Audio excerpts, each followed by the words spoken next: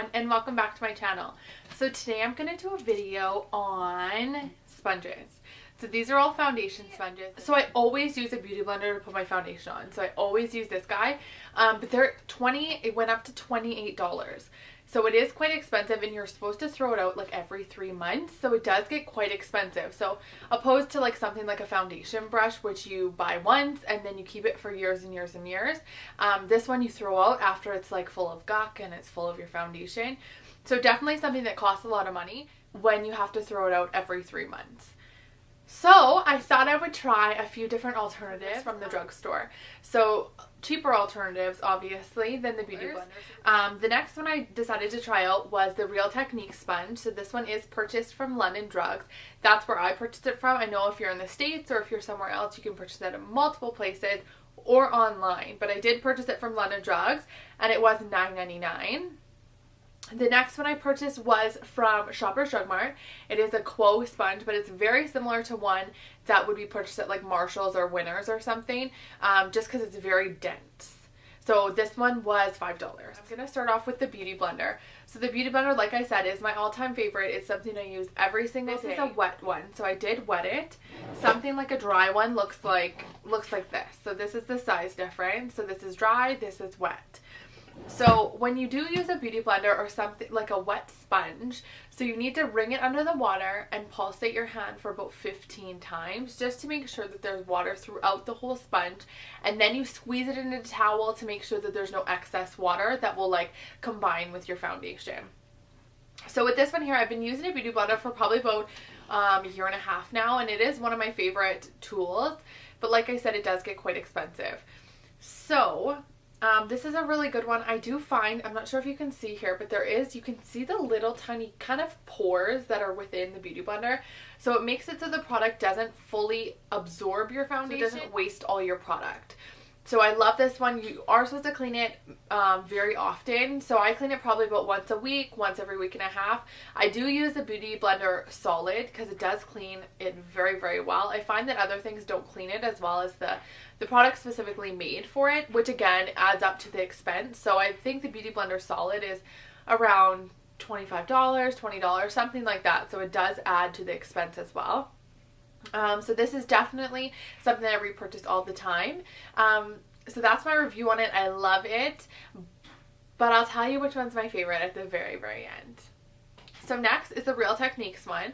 So it does have a slanted side. So it is a completely different shape than something like the Beauty Blender. You have the slanted, then you have the pointed side.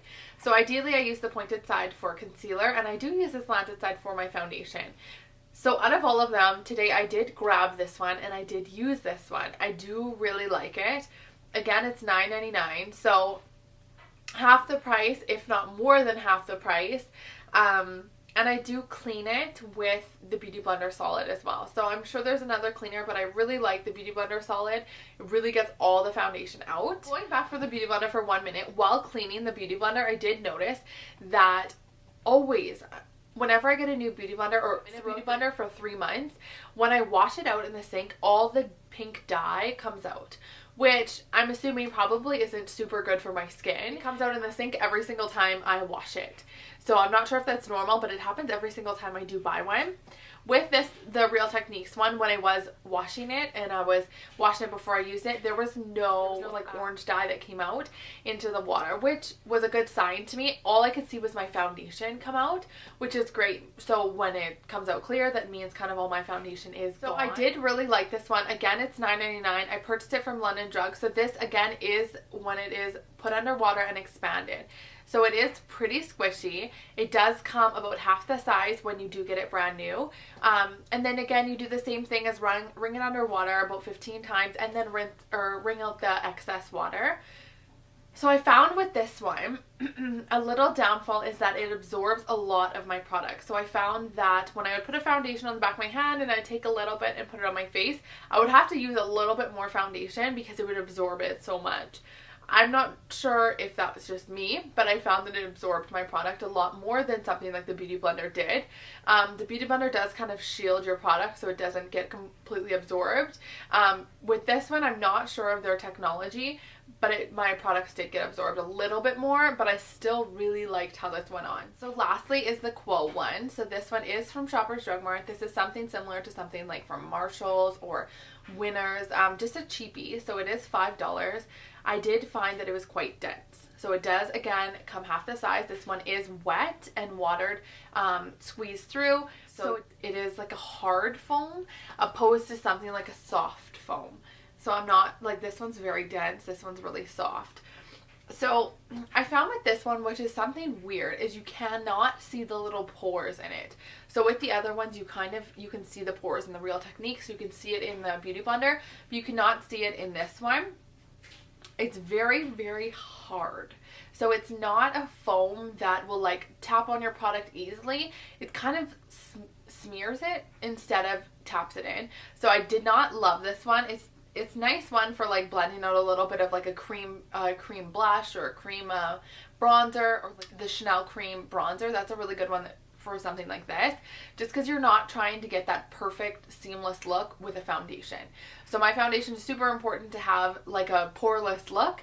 With this, it was more of like a smearing than it was tapping it into the skin. Even when I did the tapping motion, it's kind of left a bit of like a smearing residue kind of thing.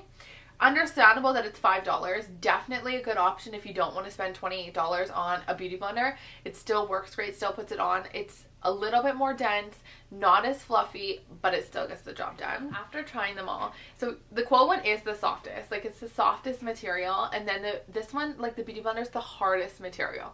So it's the roughest.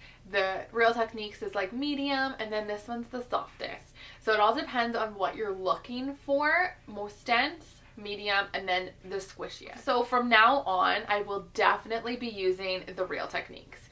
So it is $9.99 instead of $28. It does exactly the same thing. I reached for this one this morning instead of my Beauty Blender, and that is rare because I use my Beauty Blender every single day.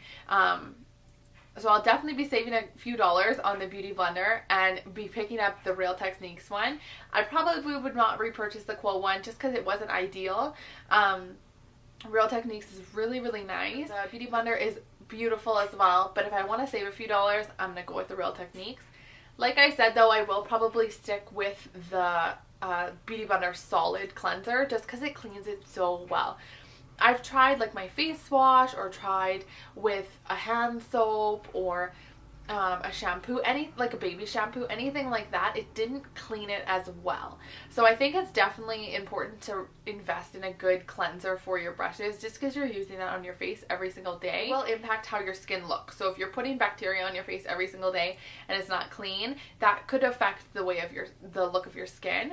So if you want something to really cleanse your beauty blenders, I would definitely say use a Beauty Blender Solid. I really like that one over the liquid cleanser. I like the Solid a little bit more. With that being said, they all do work really nicely. They are really good. Our foundation sponge is my favorite. So you do get a flawless finish instead of having like lines from a brush. So if I use a sepal brush, I use a flat slanted brush, I still find that I don't get a seamless finish as if I used a foundation sponge. So I would really recommend one. If you haven't tried one, definitely try one because they're my favorite. I definitely recommend using them. Make sure you're wringing them underwater first. Some people just use them dry and you do not get the same effect as if you use them wet, and it absorbs so much of your product if you do use it dry. Again, I will be repurchasing the Real Techniques foundation sponge because it definitely was my favorite. Super affordable and something that's not going to break the bank every 3 months. Thank you for watching this quick little video on the beauty sponges. I hope it helped you. Go ahead and purchase one because they're really, really good, really handy to use as well. Thank you for watching, and I'll see you soon.